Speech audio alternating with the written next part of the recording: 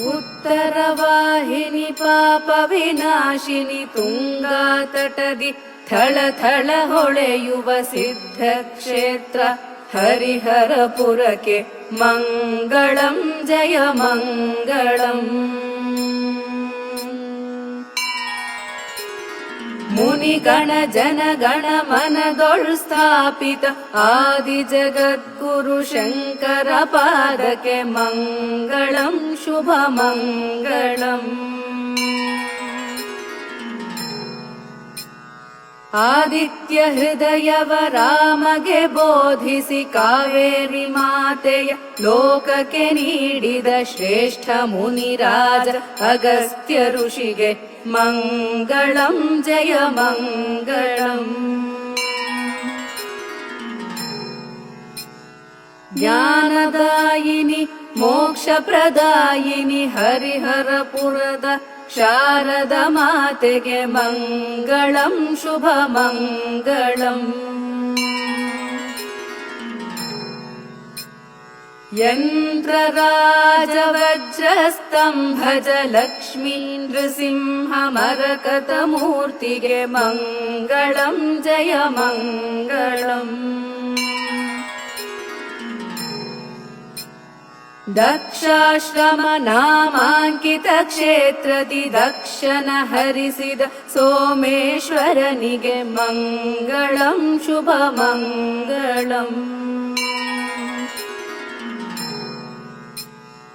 ಅಭಯ ಪ್ರದಾಯಕ ಬಂಧ ವಿಮೋಚಕ ಇಷ್ಟ ಸಿದ್ಧಿ ಆಂಜನೇಯಗೆ ಮಂಗಳಂ ಜಯ ಮಂಗಳಂ.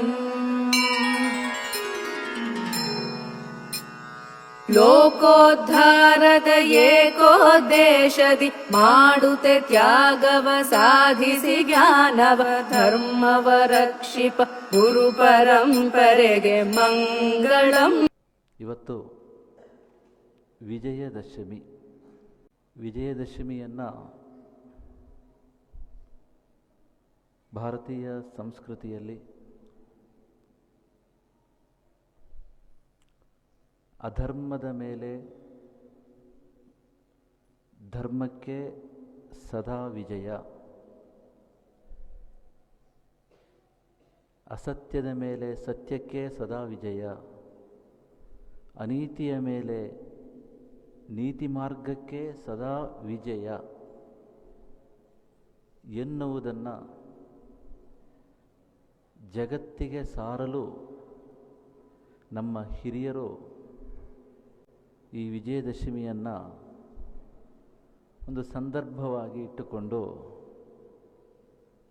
ಮಾನವ ಜನಾಂಗದಲ್ಲಿ ಪ್ರತಿಯೊಬ್ಬ ಮನುಷ್ಯನಿಗೂ ಧರ್ಮ ಮತ್ತು ಅಧರ್ಮ ಇವುಗಳ ನಡುವೆ ಸಂಘರ್ಷ ಎದುರಾದಾಗ ಮನುಷ್ಯ ಸದಾ ಧರ್ಮವನ್ನೇ ಎತ್ತಿ ಹಿಡಿಯಬೇಕು, ಧರ್ಮವನ್ನೇ ಪಾಲಿಸಬೇಕು.